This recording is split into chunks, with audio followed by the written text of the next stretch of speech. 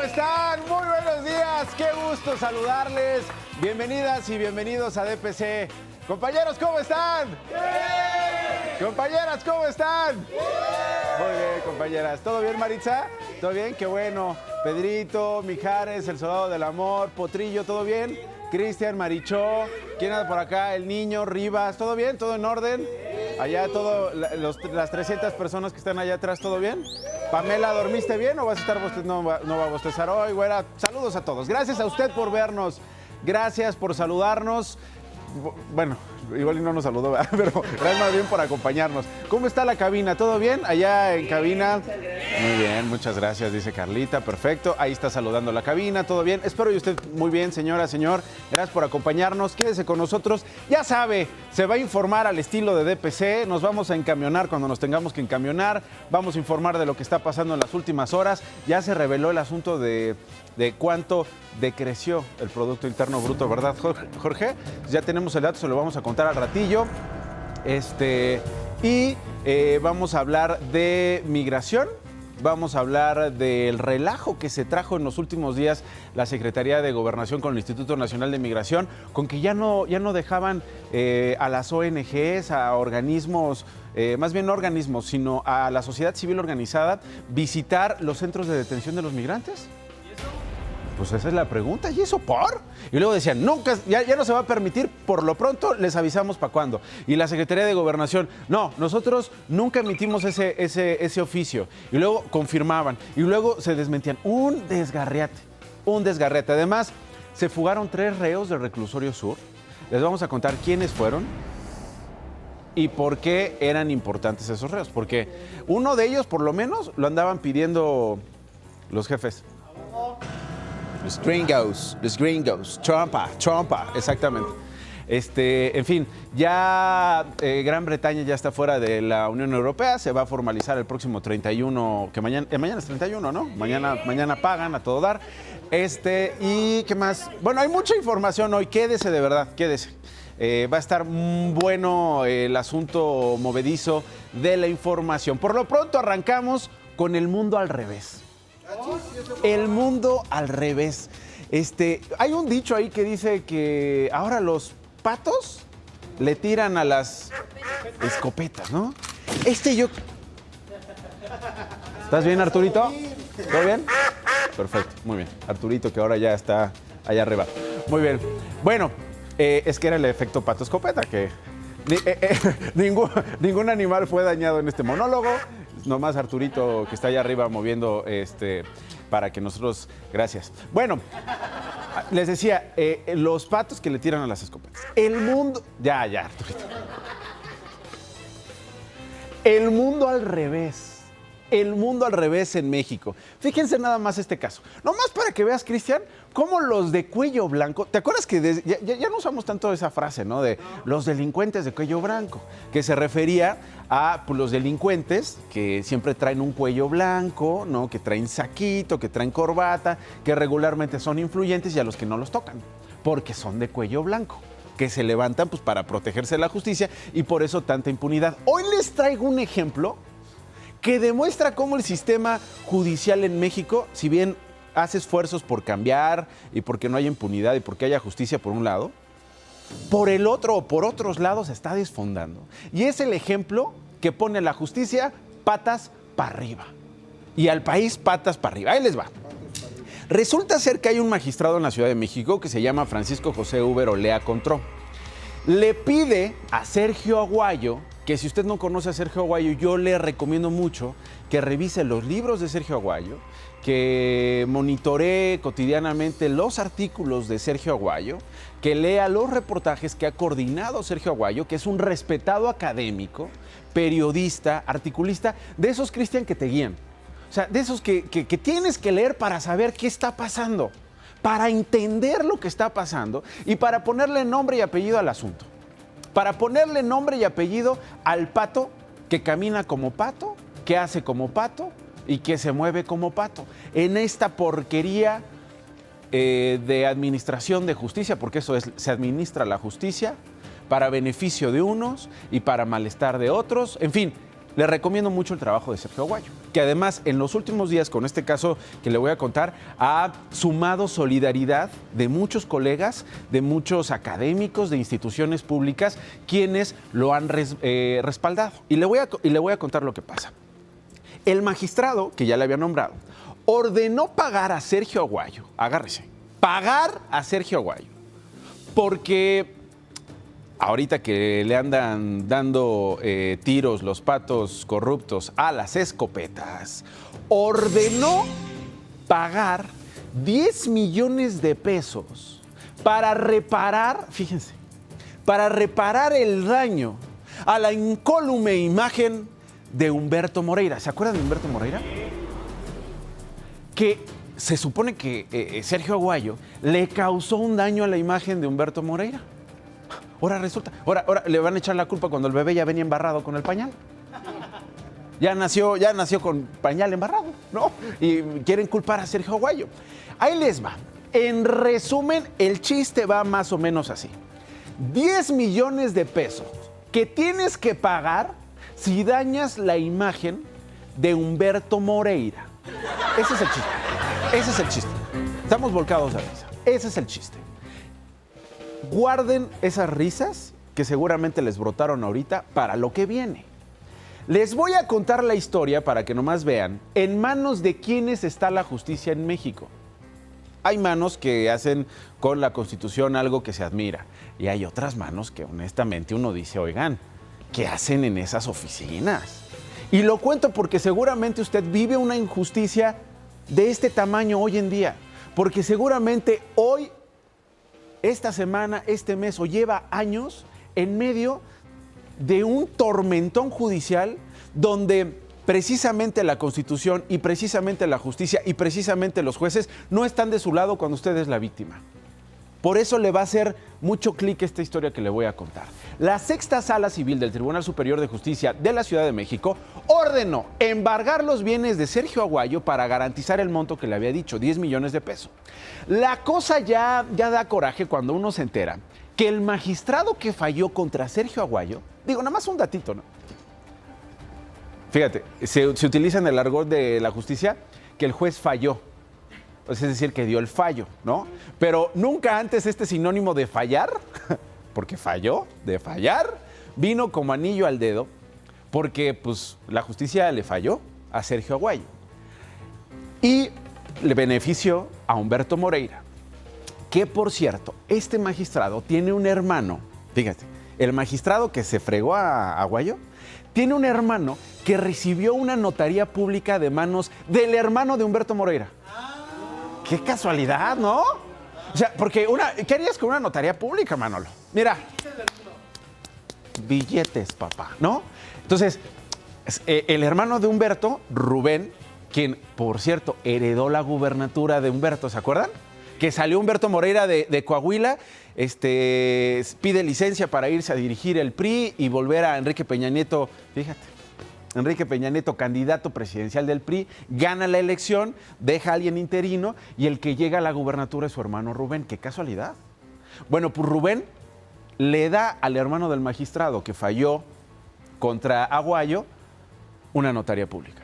Digo, nada más un dato de contexto, ¿no? Y usted me dirá, bueno, pues ¿qué carajos le hizo a Humberto Moreira este despiadado, este indómito y desgraciado criminal de nombre Sergio Aguayo al intocable y bien amado priista, sacado por cierto a patadas luego del PRI, pero bien amado, Humberto Moreira, pobrecito, que le hizo Aguayo a Humberto Moreira? Un priista, Humberto Moreira, cuyos pecaditos, hombre, pecadillos, Rivas, tú eres más pecador, ¿no? O sea, pecadillos son, o de los que se enlistan y que le endilgan al bien amado Humberto Moreira, pecadillos como haber tramitado con papeles apócrifos al menos 5,000 millones de pesos de deuda para el estado de Coahuila, haber tenido a Javier Villarreal como jefe de finanzas y quien luego se declaró culpable en los Estados Unidos de América por lavado de dinero que extrajo del erario de Coahuila, haber salido a la conversación hace 2 años de un empresario de pavimentación conocido como el Rey de los Dragones, quien confesó en una corte de Texas en los Estados Unidos de América que en los años de gobierno de Moreira le mandaba maletas con miles de dólares en efectivo a Moreira. Más pecadillos de Moreira, le dejó la gubernatura de manera interina a Jorge Torres López, su secretario de Desarrollo Social y también de Finanzas, que luego fue extraditado a los Estados Unidos de América con cargos por lavado de dinero relacionados con desvíos de recursos en el periodo de Humberto Moreira. Pues, ¿qué carajos le hizo el delincuente de Sergio Aguayo a Humberto Moreira, que cuando fue gobernador tuvo a los Zetas controlando el penal de Piedras Negras, que fue presidente del PRI, que mega endeudó a Coahuila con 30,000 millones de pesos, que de esos 30,000 millones de pesos de deuda, alrededor de 10 mil millones de pesos fueron solicitados en un solo año, es decir, en el 2010, periodo que coincide con triunfos priistas en gubernaturas? Mismo hombre que fue detenido por autoridades de España, Humberto Moreira, ¿se acuerdan? Ante la sospecha del origen de lana ilícito de fondos que no había declarado. ¿Qué le hizo Sergio Aguayo a Humberto Moreira? Ah, pues Sergio Aguayo se atrevió a escribir en 2016 que de ese político se desprende, y cito, un hedor corrupto. Esa frase, hedor corrupto, a miras de la justicia en manos de este magistrado, daña la imagen de Humberto Moreira. Por haber escrito que Moreira desprende un hedor corrupto, ahora le debe pagar Sergio Aguayo a Moreira 10 millones de pesos. ¿Cómo me la ven? Esa es la libertad de expresión en estos tiempos. Cuando un periodista, y aquí es donde está el punto, cuando un periodista del tamaño de Sergio Aguayo escribe, no podemos impedirle que tenga libertad de expresarse. Porque con la escritura de periodistas, de académicos como Sergio Aguayo, de articulistas como Sergio Aguayo, es que se empoderan los lectores. Eso es lo que hay que entender. Lo que está en juego con esta persecución contra Sergio Aguayo es el empoderamiento de usted. Porque gracias a investigaciones como las de Sergio Aguayo, usted se empodera. Usted conoce mejor a los personajes públicos o privados que hacen lo que quieren en este país. Empoderan a los ciudadanos porque los ciudadanos saben, se informan para luego tomar decisiones, para que los ciudadanos tengan datos, información, contexto y sepan entre qué tipos de tiburones están nadando en este país. Sin periodismo, sin la libertad en el periodismo, estamos condenados a ser utilizados por los poderosos a su antojo. Por eso existe impunidad, por magistrados que defienden el hedor corrupto y empobrecen el periodismo. La Corte dijo hace unos días que busca ya traer el caso de Sergio Aguayo, que llamó mucho la atención. Y tuvimos hace unas horas la buena noticia de que la primera sala va a traer el caso. Porque en este país, la Suprema Corte de Justicia de la Nación es la última instancia donde tú puedes pelear y defenderte. Y hay un ministro que dijo, hay que traer el caso. Hay que discutir el asunto y hay que ver si se está violando algo pues, por acá, ¿no? Porque huele raro. Huele raro. Dice Sergio Aguayo que está feliz por esta decisión de la Suprema Corte y ojalá y esto siente precedente, porque si no siente precedente, ¿quién sigue? ¿Quién sigue? En un país donde, por cualquier cosa, hay consecuencias graves. Pero sobre todo, bueno, por cualquier cosa hay consecuencias graves, ojalá, ¿no? Porque hay veces que se cometen delitos y no hay consecuencias graves y hay impunidad. Pero más bien, no por cualquier cosa, por cosas serias como estas, hay persecuciones contra periodistas, activistas, funcionarios públicos honestos que empoderan al ciudadano con información. Ojalá y eso se detenga y ojalá y esa persecución contra Sergio Aguayo termine. La Suprema Corte atrajo el caso, lo hizo suyo, lo va a discutir. Pregunta, los ciudadanos, usted y yo, ¿cuándo vamos a traer el caso? ¿Cuándo lo vamos a hacer nuestro? ¿Y cuándo vamos a defender de una vez por todas la libertad de expresión? Sin periodismo en este país, sin las investigaciones que hacen activistas, que hacen ciudadanos, que hacen periodistas, que hacen académicos, difícilmente usted y yo nos empoderaremos con información. Así que ahí está lo que está pasando con Sergio Aguayo y, por supuesto, vamos a seguir la pista de ese asunto. Mientras tanto, las primeras planas de hoy jueves 30 de enero del 2020. Excelsior, López Obrador será aval de los becarios. Firmará de su puño y letra casi 1 millón de certificados. Luego de que Excelsior publicó que solo 2.2% de los 919,000 inscritos en Jóvenes Construyendo el Futuro consiguió un empleo, el presidente reconoció que el programa debe replantearse. Reforma. Reclama a Estados Unidos a Capo. Lo ayudan a escapar. Víctor Félix Beltrán es operador del cártel de Sinaloa. Salió a pie del penal y debió pasar 5 filtros que tienen cada uno al menos un custodio. Milenio. Se le pierden al reclusorio sur 3 reos vinculados al Chapo. Extraditables. Sheinbaum dice que se investiga si hubo ayuda. Rosa Isela considera que es evidente. Y Asael Ruiz no tiene dudas de la colusión. Son 16 los custodios sospechosos de colaboración en la fuga. El Financiero. Firma Trump TEMEC e insiste en el muro. Los equipos. Lighthizer reconoció la labor de negociadores mexicanos. The Washington Post. Defensa afirma inmunidad de juicio político general. El argumento atrae un gran escepticismo. El Partido Republicano parece estar cerrando filas en la votación de testigos. The New York Times. En un apuro por absolver al Partido Republicano, la cuenta de Bolton se borra. Miedo a la inundación si la presa se abre solo una grieta. Alineando votos para bloquear testigos. El País. Torra anuncia elecciones sin fecha en una maniobra para ganar tiempo. El presidente dice que llamará a las urnas cuando haya presupuestos. Y este es el asunto, uno de los asuntos de los que están hablando las mexicanas y los mexicanos el día de hoy. Por supuesto, la nota del día tiene que ver con la economía. El Producto Interno Bruto cayó 0.1%, el peor desempeño en 10 años. De eso vamos a hablar en unos minutos. Antes, estas historias, las tiene que conocer. En muchas ocasiones no las dejaba salir al recreo, el profe abrazaba a las niñas, llegaba y los abrazaba por atrás, los jalaba hacia él.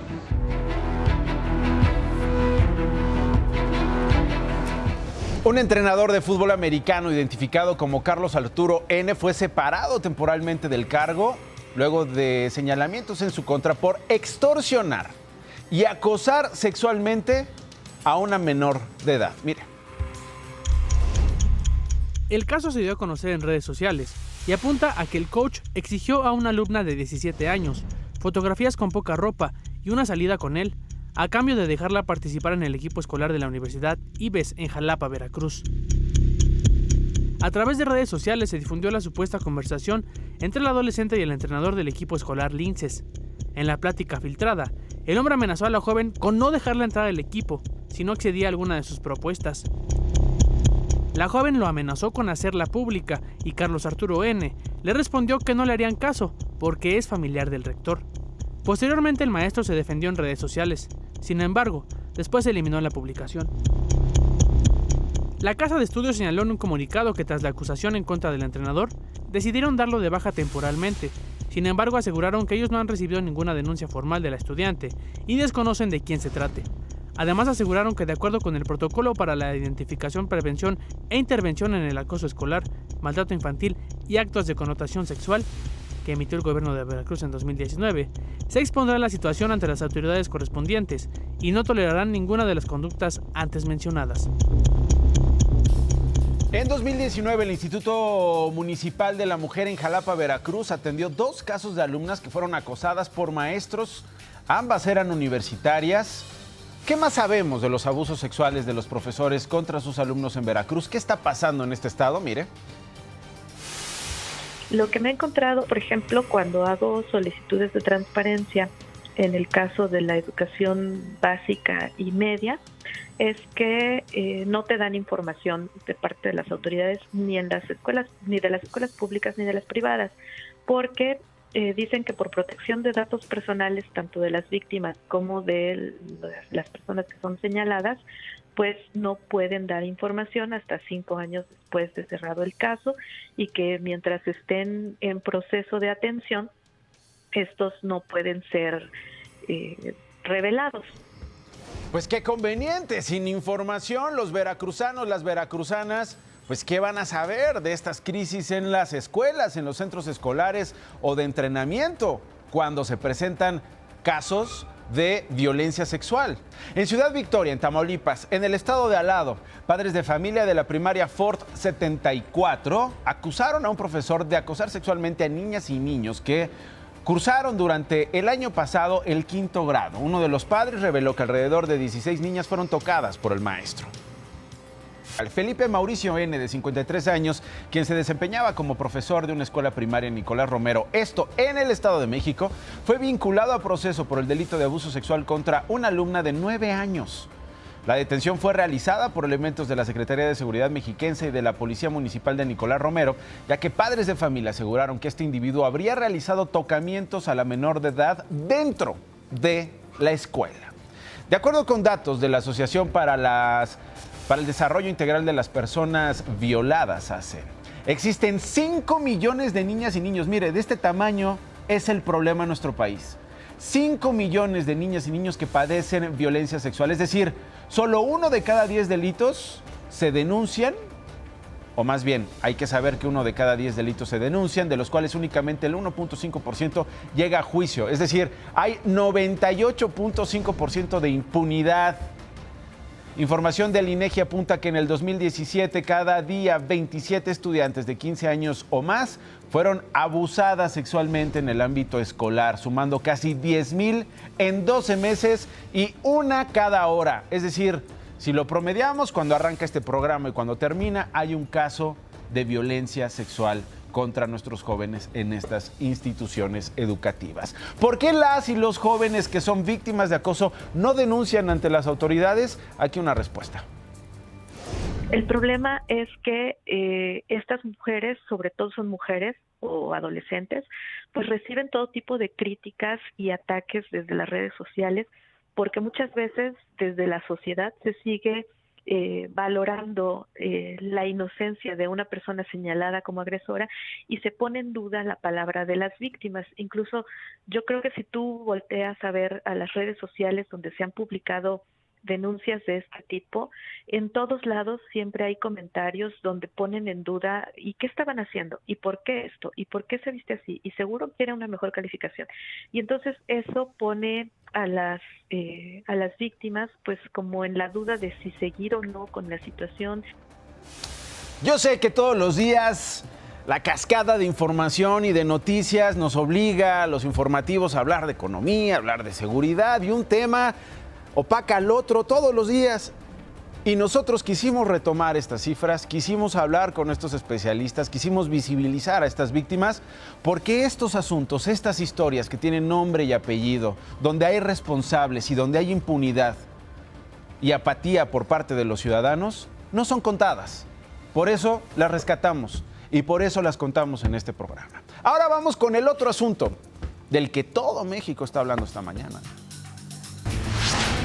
Por eso hemos insistido en la necesidad de su traslado a penales de alta seguridad fuera de la Ciudad de México. Había 5 rejas para que ellos llegaran a donde posiblemente pudieron haberse evadido. Simple y sencillamente no somos capaces de mantener presos a quienes cometen delitos. Punto. Burlan la seguridad y se escapan de los reclusorios y de las cárceles, no solo de la Ciudad de México, sino del país. Mire la historia. 3 presuntos narcotraficantes pertenecientes al cártel de Sinaloa se escaparon la madrugada del miércoles del reclusorio sur. Se trata de Víctor Manuel Félix Beltrán, de 32 años, acusado de delitos contra la salud y considerado operador financiero de los hijos de Joaquín El Chapo Guzmán, quien se encuentra preso en la Unión Americana. También es hijo de Víctor Manuel Félix, alias El Señor. Félix Beltrán ingresó al reclusorio sur el 28 de octubre de 2017, sin embargo, el 3 de noviembre de ese año, debido a su peligrosidad, fue trasladado al penal del Altiplano, pero por órdenes del juez federal Marcos Vargas Solano, regresó al penal capitalino el 29 de noviembre de 2018. Luis Fernando Mesa González, acusado de los delitos de asociación delictuosa e introducir sustancias controladas a Estados Unidos, llegó al reclusorio preventivo Varonil Sur el 10 de noviembre de 2017. Y Yael Osuna Navarro, también conocido como Julio César Estrada Montaño, Rubén o Julio, es acusado de asociación delictuosa, lavado de dinero y distribución de sustancias controladas en los Estados Unidos de América. Ingresó el 12 de octubre de 2019 al reclusorio preventivo Varonil Sur. Las primeras investigaciones indican que fueron ayudados por 6 trabajadores del centro penitenciario y fue alrededor de las 8 de la mañana cuando se le reportó la ausencia de estas personas al subsecretario del sistema penitenciario. Había 5 rejas para que ellos llegaran a donde posiblemente o por donde posiblemente pudieron haberse evadido. Habrá responsabilidades y es evidente la colusión de servidores públicos adscritos a ese reclusorio. En este momento se calcula que son entre 6 y 10 personas las que posiblemente tuvieran alguna participación o estén vinculadas de manera más notable con los hechos que se refieren. Se aplicó el protocolo de evasión al interior del penal y de búsqueda en las colonias aledañas al reclusorio, ubicado en la alcaldía Xochimilco de la Ciudad de México. La presencia de este perfil de internos en los centros penitenciarios de la Ciudad de México ha puesto en riesgo la seguridad de las personas privadas de la libertad que se encuentran ahí y afecta, por supuesto, la gobernabilidad. Por eso hemos insistido en la necesidad de su traslado a penales de alta seguridad fuera de la Ciudad de México. De Pisa y Corre, Karina Muñoz. En Quintana Roo también ocurrió otra fuga. Brian N., originario de Cali, Colombia, y presunto líder del cártel Jalisco Nueva Generación, escapó de la custodia de policías ministeriales en las instalaciones de la Fiscalía General del Estado, con sede en Cancún. Brian fue detenido por posesión de droga y armas. Autoridades estatales y federales ya realizan un operativo para recapturarlo. ¿Y usted cree que lo recapturen? Yo no. En Culiacán, Sinaloa, elementos de la Unidad de Operaciones Especiales de la Marina, en coordinación con la Interpol y el Centro Nacional de Inteligencia, detuvieron a Ismael Quintero, alias El Mayel, sobrino del narcotraficante Rafael Caro Quintero. De acuerdo con las autoridades federales, El Mayel era el jefe de apoyo logístico del Cártel de Pacífico y dentro de sus funciones estaba enviar droga a Estados Unidos de América, así como coordinar la siembra de amapola y marihuana en la zona serrana de Badiraguato.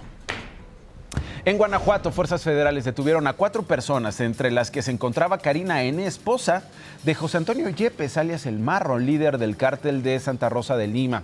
Durante el operativo que se realizó en una casa de seguridad en Celaya, se aseguraron armas largas, municiones y artefactos explosivos, así como droga y dinero en efectivo.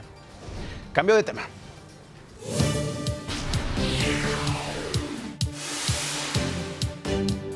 La otra nota del día de la que todo mundo está hablando, y particularmente en México, es el desempeño económico de nuestro país. El Instituto Nacional de Estadística y Geografía hace unas horas dio a conocer que en 2019 el Producto Interno Bruto de México cayó 0.1% con respecto al 2018, lo que representa el primer retroceso desde 2009, año de la crisis financiera mundial, o de la más reciente crisis financiera mundial. El INEGI señaló que la caída del PIB se debe a un retroceso de 1.7%. En las actividades secundarias se miden 3 grupos, las primarias, las secundarias y las terciarias. En las secundarias, que tienen que ver básicamente con productividad, con la actividad industrial, pues hubo una baja, hubo un retroceso, no pudo ser compensado con el incremento de 1.9% que hubo en las primarias, es decir, en el primer grupo, que comprenden a las labores que se basan en extraer bienes y recursos provenientes de la naturaleza.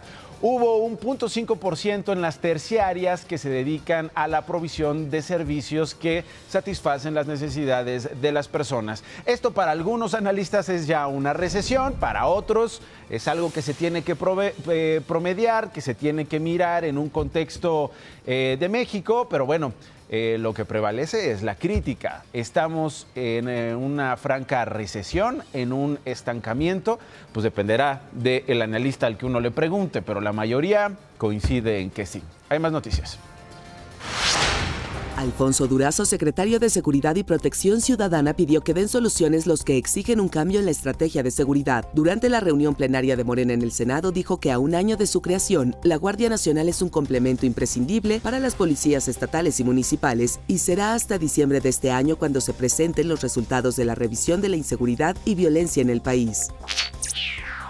Esta madrugada se registraron 4 sismos magnitud 5.3, 4.4, 4.8 y 4.5 con epicentro en Coyuca de Benítez, en Guerrero. El primero fue el más fuerte. Fue perceptible en algunas zonas de la Ciudad de México y del Estado de México. Alfonso Durazo, secretario de Seguridad y Protección Ciudadana, informó que no se reportaron daños. La conductora de una camioneta fue golpeada por varios padres de familia luego de que le aventara el vehículo a varios estudiantes y se llevara a algunos puestos de dulces en las inmediaciones de la escuela José Socorro Benítez en la alcaldía Tlalpan. La mujer fue detenida y 4 personas fueron atendidas en el lugar de los hechos. El Pleno del Consejo de la Judicatura Federal informó que fue suspendido por 6 meses un magistrado federal por presunta participación en delitos como nepotismo, acoso sexual y laboral y obligar al personal a cobrar cheques y depositar las elevadas cantidades en cuentas en el extranjero. El magistrado además obligaba al personal del tribunal a realizar trabajos de chofer, mesero y limpieza. El día de ayer, el presidente estadounidense Donald Trump firmó el acuerdo comercial entre México, Estados Unidos y Canadá, el TEMEC, en una ceremonia que se realizó en la Casa Blanca. Ahí, frente a Marcelo Ebrard y una comitiva del gobierno mexicano, volvió a tocar el tema del muro fronterizo. Where, by the way, a very major, powerful wall is right now being built. Okay, I don't know if I should say that at this particular meeting. I know last night it got a very big hand. Se los dijo ahí, en su cara, a Marcelo Ebrard, a la embajadora Bárcenas, que pues estaba ahí como medio platicando, y el canciller mexicano nomás oyendo que el muro fue ovacionado un día antes en que se anunció que el Tratado de Libre Comercio entre México y Estados Unidos y Canadá es un pretexto bonito para celebrar, sí, con un muro que estamos pagando nosotros. Vamos a una pausa, ya está en el foro de DPC el padre Alejandro Solalinde, voy a platicar con él después del corte. Lo espero, ¿no? No me tardo.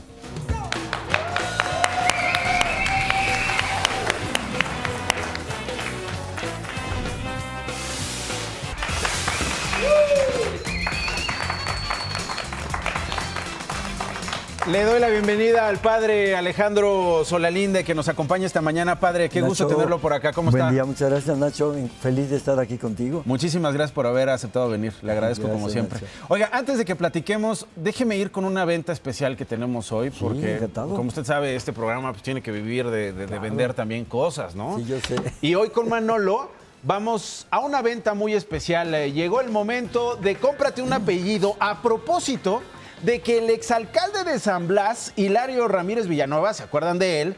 Conocido como Lallín, que además había aspirado a ser gobernador del estado de Nayarit, no asistió el fin de semana a una audiencia que tenía ya agendada, donde lo estaban esperando, porque está acusado de ejercicio indebido de funciones, de peculado y fraude específico. Lallín no asistió, así lo conocen, Lallín, así votaron por él, Lallín no asistió a esta audiencia judicial y hoy está declarado como prófugo. Es por eso, mi querido Manolo, que creo que ha llegado el momento de cómprate un apellido. Muchas gracias, Nacho. Mira, esta mañana, más que ofrecerle un simple apellido, queremos invitarlo a algo mejor.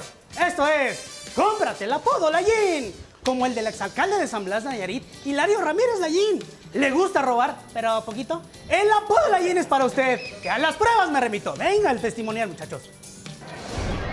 Que le robé a la presidencia. Sí le robé. Poquito, porque está bien pobre. Poquito, de una resuradita. Nomás una resuradita. ¿Es usted cotorrón? ¿Le gustaría que sus ocurrencias lo salvaran de momentos incómodos? Pues con el apodo Lallín, usted podrá salirse con la suya. Y si no me cree, a las pruebas me remito. Cheque el testimonial.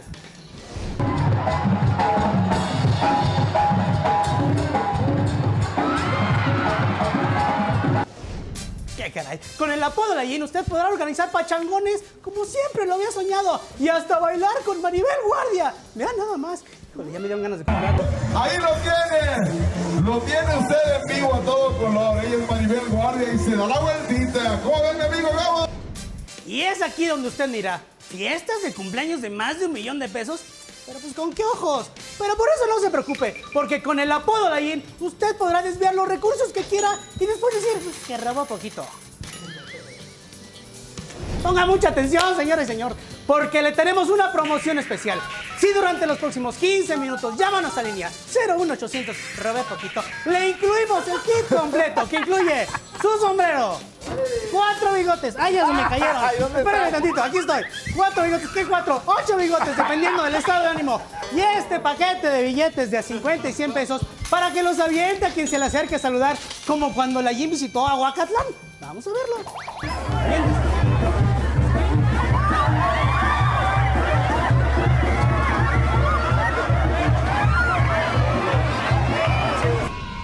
Siéntase como el marajá de Pocahú compartiendo abundancia con dinero que no es suyo.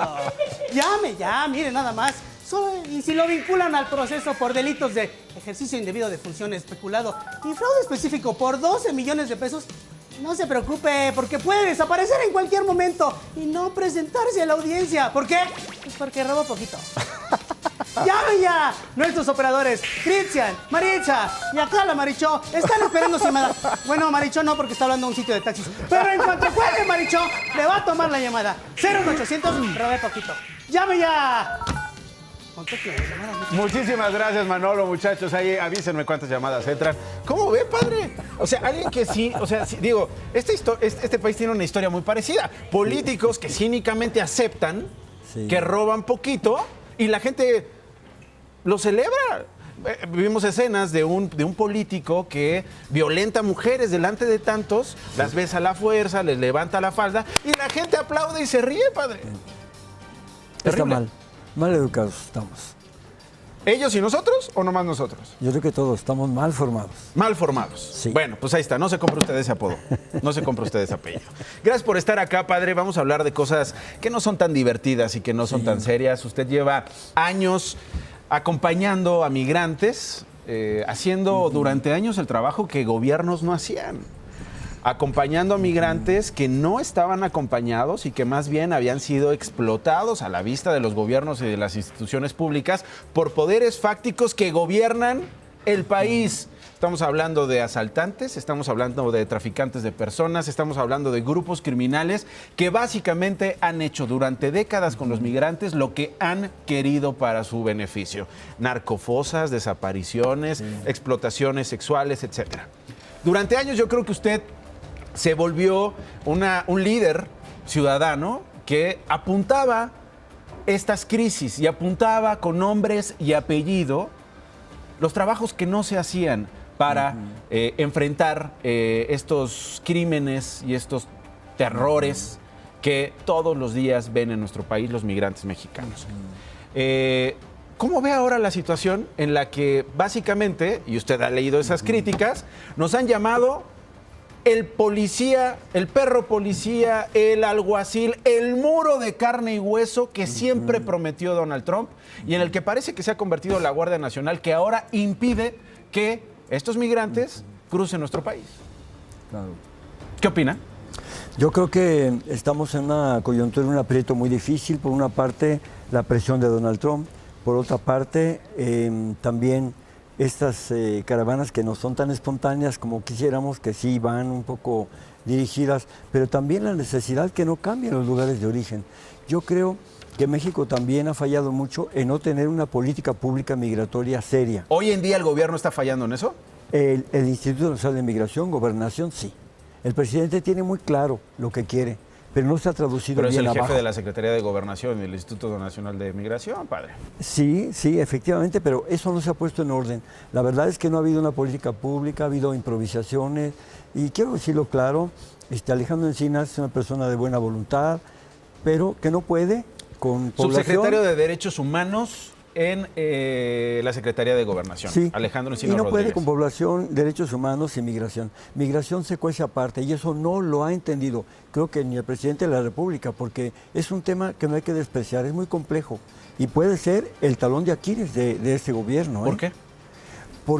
Porque tiene que ver con mexicanos y mexicanas en el exterior. Son 82% de los mexicanos que están fuera están en Estados Unidos. ¿Por qué? Tiene que ver con inmigración, transmigración, migración en retorno, migración circular, o sea, todos los movimientos migratorios. Y la migración hoy por hoy es el signo más importante del mundo. Y si no se atiende puede haber también problemas. Y sin embargo, frente a ese escenario, padre, nosotros nos conocemos desde hace muchos años. Sí, y a mí sí. me ha tocado entrevistarlo en varias ocasiones. Sí. Y siempre había tenido una voz crítica. Hoy, usted ha leído esas críticas hacia usted. Lo ven como alguien que básicamente ya no levanta la voz, que básicamente ya no critica al gobierno federal y que básicamente acompaña en cualquier decisión al presidente de México. ¿Qué responde de eso? Bueno, al presidente sí. Yo me siento muy orgulloso de tener un presidente como él, un presidente honesto, que ama a la gente, que sí está haciendo muchos cambios, pero no se ha traducido abajo. En el campo migratorio no se ha hecho lo que se hubiera querido. De hecho, las organizaciones de la sociedad civil llevamos un proceso precioso de un año con 12 mesas de trabajo y generamos propuestas para políticas públicas. Cuando entra el gobierno, precisamente Alejandro Encinas, le entregamos todo esto y lo tira a la basura. Y no informa al presidente y se rompe ese proceso. Entonces vienen las ocurrencias, vienen las improvisaciones del Instituto Nacional de Migración. Ocurrió hace un par de días. Claro. No están permitiendo que entren a los centros de detención ONGs, padre. Y esa es la gotita que derrama el vaso. Eso no es posible. Para que un defensor, una persona de iglesia, pues persona que ha trabajado con migrantes, no lo dejen en tal estación migratoria, eso quiere decir opacidad, quiere decir desprotección para la misma población interna, porque como nadie sabe nada, pueden deportarlos sin más. ¿Pero qué? ¿Usted diría que hoy en día se están violando los derechos humanos de los migrantes? En muchos sentidos sí, claro. En muchos sentidos sí, por eso es que, porque no hay políticas públicas claras. Son solamente acciones. ¿Y por qué eso no se lo ha dicho al presidente? ¿Por qué al presidente le dice, se están violando los derechos humanos de los migrantes? Yo creo que he tenido mucha prudencia para no decirle esto, pero ya posiblemente hoy, mañana, yo estoy ya solicitando una reunión con él y le voy a explicar todo esto, porque ya la situación llegó a ese grado de la gota que derramó el vaso, de ese comunicado, de la restricción. Esa fue la gota que derramó el vaso, dice usted. Sí, para mí pues sí. Usted ya se está hartando. Sí. Sí, porque se tiene que tener una seriedad en tratándose de las personas migrantes y buscar un equilibrio, como lo dijo el presidente, entre sí, cuidar las fronteras, orden en las fronteras, pero también principios pro persona, derechos humanos que son inalienables. Derechos humanos, Sí, se están claro. violando los derechos humanos y el gobierno en varios niveles, las instituciones públicas, están viendo cómo se violan los derechos humanos todos los días. Por eso yo estoy pensando que tiene que haber una persona, me queda claro que Alejandro Encinas no puede con el tema migratorio, o sea, me quedó claro, pero tiene que haber una persona que sí sepa y que sí sepa armar ese equilibrio que busca el presidente. Padre, pero el tema migratorio no lo está viendo él, lo está viendo Marcelo Ebrard, lo está viendo Alfonso Durazo. Exactamente, porque es el tema de seguridad. O sea, y es el tema de quedar bien con... Sí, claro. El claro. vecino, el jefe. No queda una balanza bien clara en esto. Tiene que balancearse esa seguridad nacional con la seguridad humana, pero también y sobre todo con principios pro persona, derechos humanos. Eso se tiene que hacer. Nos extorsionaron, claro. padre, por Nos los aranceles, nos sí. chantajearon y cedimos. Sí, estamos en una pinza. Mira, por una parte Donald Trump, pero por otra parte los dueños de las caravanas también. A ver, eso me interesa. Dice usted, se están utilizando las caravanas políticamente, padre. A lo mejor los que convocan en las caravanas, no todos, a lo mejor los que trafican con los migrantes, pero ¿cómo un migrante va políticamente a desestabilizar un gobierno si está huyendo del terror? Los migrantes no, pero los que manejan las caravanas sí. Y te voy a poner dos ejemplos. Mira, yo he hablado con ellos, con los dueños de las caravanas, he hablado con ellos y les preguntaba, oye, porque estamos hablando de antes del 6 de noviembre de 2018, le decía, oye, ¿por qué llevar a tanta prisa, verdad, como de pisa y corre? Ajá. ¿Por qué llevar a la gente a la frontera antes del 6 de noviembre? Es un día crítico de elecciones en Estados Unidos. No es coincidencia, ahora vuelve lo mismo. ¿Por qué en un año electoral de repente aparece la crisis en los lugares de origen y ahora tienen que salir exactamente el ahora? El terror, la muerte, la violencia no respeta calendarios electorales. No, pero ¿por qué exactamente se coordinan exactamente las caravanas en estas fechas? Ese es un hecho. Pueden venir cuando quieran, han venido, pero así, controladas, organizadas, estratégicamente no. Y hay una estrategia, ¿eh? Por ejemplo, nosotros nunca pusimos a unos niños adelante. Pero estos dueños de las caravanas es una cobardía que los pongan antes. ¿Por qué? Porque no les interesa poner en contacto con la Guardia Nacional. Lo que quieren ellos son imágenes que digan la Guardia Nacional es la mala, y le tiran al presidente y lo insultan y hacen lo que quieren con él. Seguramente leyó las críticas que decía, si el padre Solalinde cree esto, pues entonces él intentó desestabilizar al gobierno de Peña Nieto y de Felipe Calderón, que estables nunca fueron los gobiernos, pero... No, y además no es lo mismo. No pueden comparar este presidente con Peña Nieto y con Felipe Calderón. Que me disculpen, no es lo mismo. Este presidente es honrado, este presidente es honesto. ¿Cómo se soluciona este asunto, padre? Porque usted sabe que se conocen los nombres y los apellidos de estos que trafican con los migrantes. Claro. Se conocen los nombres y los apellidos de todas las instancias públicas que están coludidas con esta podredumbre. ¿Cómo se soluciona el asunto? ¿Cuál es el punto final?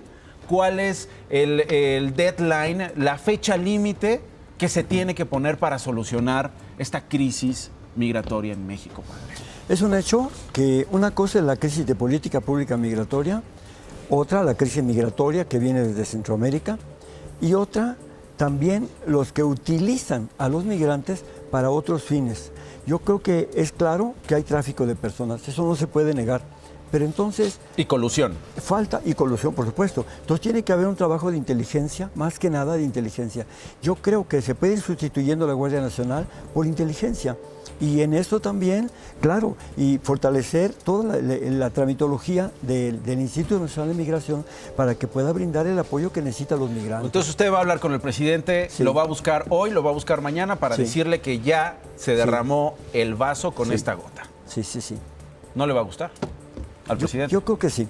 Yo creo que sí, porque él es una persona objetiva y va a querer buscar un bien. Este tema migratorio le interesa a él. De hecho, yo aquí te lo confío, él había confiado en que yo pudiera llevar este tema y lo empecé. Lo empecé desde 2018. El problema, la ruptura vino con Alejandro Encinas, cuando de repente, sin decirnos agua va, quita todo y suspende el proceso. O sea, si le ofrece el presidente en los próximos días un cargo para llevar el tema de migración. Yo soy, cuando digo... involucrado ayudar, desde la ciudadanía, a eso se refería. O sea, un cargo público en la 4T usted no quiere. No, jamás. Pero sí un proceso con todas las organizaciones de la sociedad civil, que ya lo veníamos realizando. Son personas expertas, personas migrantólogos, comprometidísimos con las personas migrantes. Muy bien, padre. Pues este tema lo seguiremos hablando. Me avisa qué le dice, el presidente, lo buscamos y nos comparte, pues no a mí, pues a las audiencias que lo están viendo ahorita, ¿qué le dijo el presidente? Yo no quiero que quiten a Alejandro Encinas, lo que quiero es que Alejandro Encinas se quite del tema migratorio. Eso, así de claro. Así de claro. Muy bien. Padre, quédese conmigo, vamos a hacerle unas preguntas con las tarjetas. ¿Le parece bien? Nervioso. No se ponga nervioso, padre. Antes de esto, noticias, 6,000 pasajeros de un crucero de la compañía Costa Crociere procedente de España se les ha impedido embarcarse este jueves en el puerto de Civitavecchia, en Italia, hasta que se realicen los análisis a una pasajera originaria de Macao que presenta síntomas similares al coronavirus. Los pasajeros se encuentran en este puerto cercano en Roma desde esta mañana a la espera de que se realicen los análisis a la mujer y no descenderán hasta que se conozcan los resultados. El protocolo comenzó después de que la paciente originaria de Macao, región autónoma de la costa sur de China, presentara fiebre y problemas respiratorios. Más noticias. Esta mañana el presidente Andrés Manuel López Obrador aclaró que México no presenta un desabasto de carne de pollo. No hay problemas de abasto de pollo, que tenemos garantizado el abasto, que en este caso, como en otros, no hay aumentos de precios. Esto tiene que ver con el control también de los precios de gasolinas.